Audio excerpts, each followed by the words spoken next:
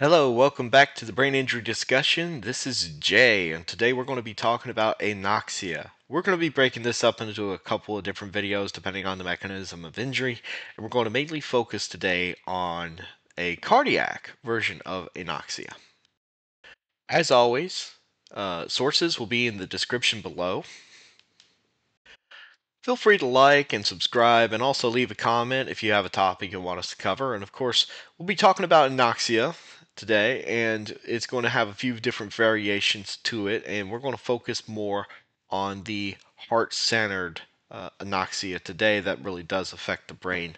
Probably something that we overlook when we're going through our CPR classes. Now, this wonderful organ, the brain, requires a lot of minerals, nutrients, and even hydration. But probably one of the most important things that you can give to this brain is oxygen. Without oxygen, brain cells do not survive. So, anyways, let's get into it. So, we're talking today, and in an article titled Anoxic Encephalopathy, which, if we break that down, and it also has its hypoxic variant, but if we break that word down, it is loss of oxygen that disease affects the brain. So, encephalopathy talks about the brain, it talks about the head too.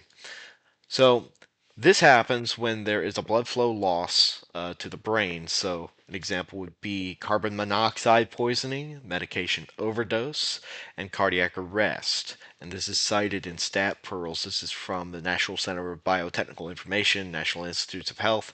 That's how they define it. And so I recently had to recertify in CPR. And this is one of the injuries that you can get if you survive a cardiac event. The purpose of doing CPR is to keep that blood oxygenated, and the fancy term is perfusing.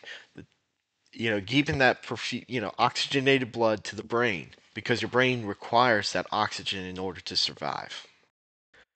Now, when there is a cardiac event such as a myocardial infarction, so again, fancy term for a heart attack, you are it is causing a stoppage of the oxygenated blood flow to the brain, and the brain does not like not being oxygenated, so we need to keep that oxygen blood flow to the brain. So when the pump stops pumping, that leads to the problem, and that leads to a stoppage of the oxygen to the brain.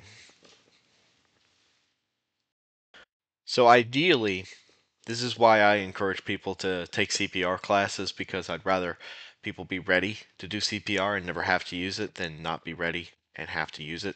And of course, Good Samaritan law varies by state to state, but I highly recommend getting certified in CPR.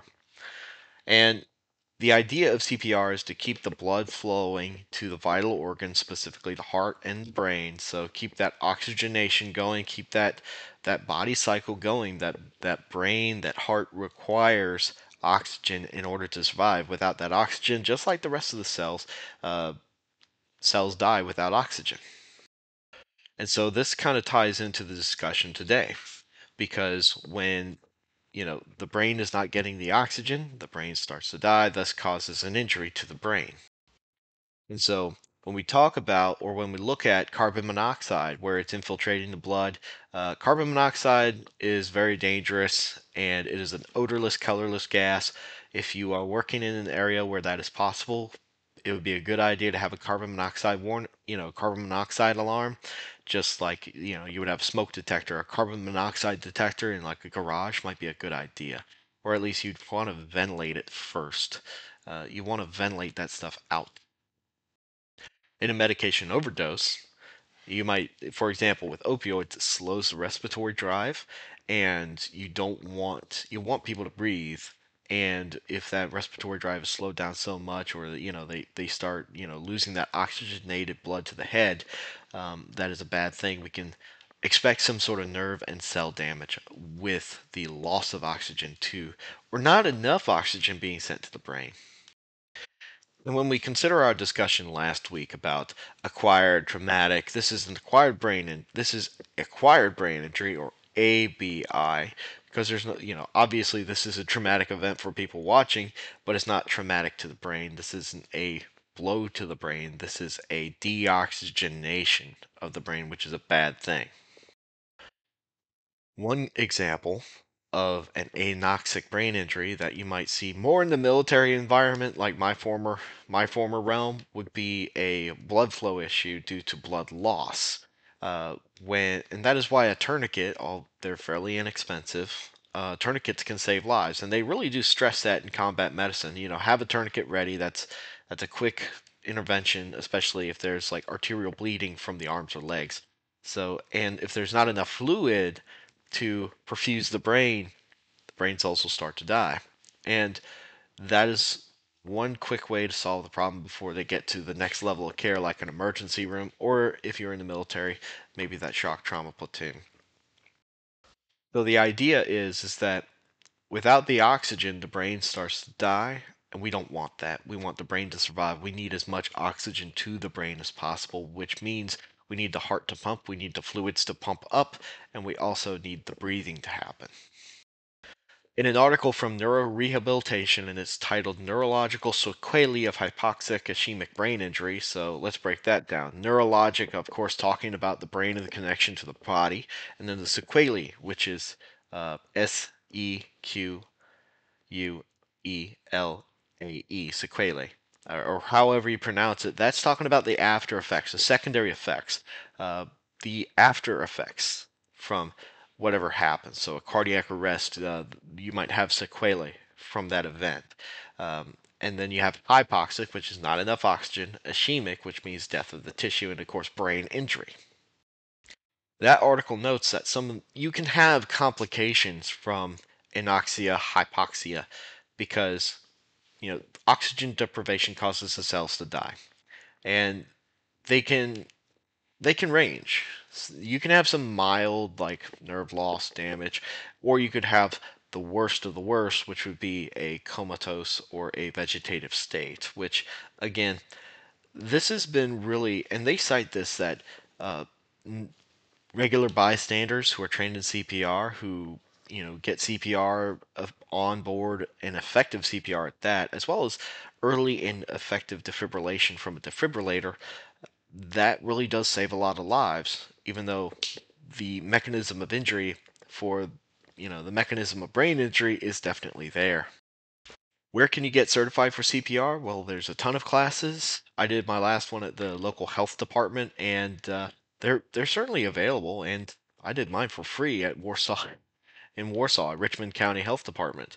Um, Getting trained and certified is a good idea because you never know what the Good Samaritan law is out there, and you also want to know what you're doing when you're doing CPR. And I highly recommend it for everybody. In fact, getting CPR on board, um, obviously, it can save some lives, and that's the idea. Is we want to keep the brain and the heart perfused. We want to keep the person breathing if we have to breathe for them.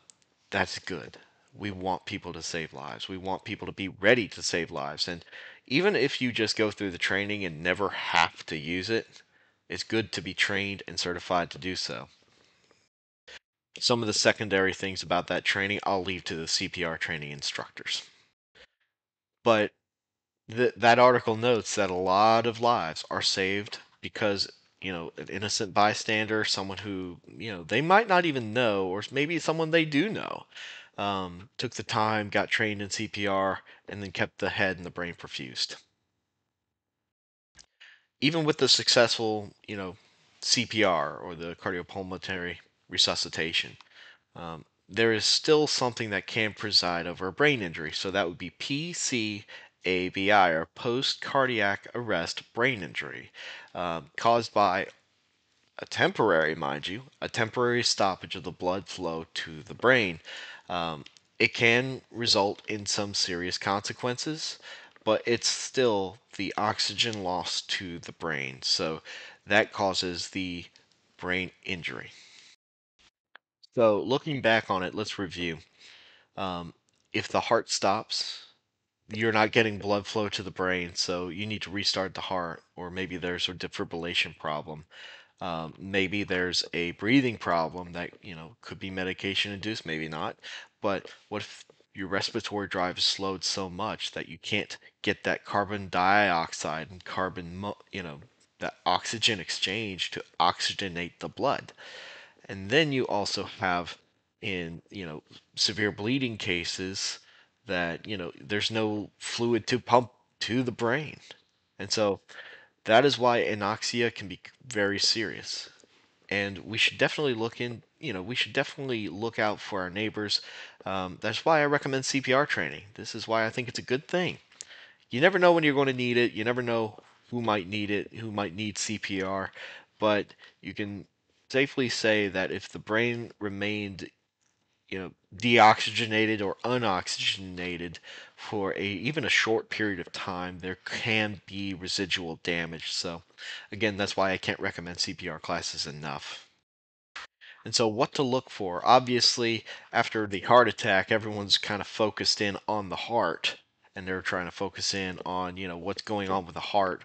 Um, but, that could be blinders looking towards what may be called the problem, but there may be something else brain related there, and I would encourage, especially like medical practitioners, to at least consider the neurological ramifications of someone who had a cardiac event. And looking at last week's discussion, which again you can go back and review that episode, this is not necessarily a focal injury because the deoxygenation happens where the blood flow is. So obviously this is a very diffuse injury, so this is widespread. And we want to take into account that any sort of deoxygenation of the brain can cause cellular death. So we want to keep that brain oxygenated. So and looking back on it, you might have a post cardiac arrest brain injury if you've had one of those. So, things to think about because, sometimes we get our blinders on and we tend to focus in on heart attack. But this could be a post cardiac arrest brain injury. So, obviously, bringing awareness to this is actually a good thing. We want people to be aware that, yes, there is such a thing as brain damage post a heart attack. And that's where people like me, case managers, advocates, we come in and we help those out because, two brains is better than one, especially if one is injured. So, with that being said, sources in the description below. Feel free to like, comment, subscribe, and I hope you have a wonderful day. And of course, if you're interested in CPR, look at your local health department. So, have a good one, y'all.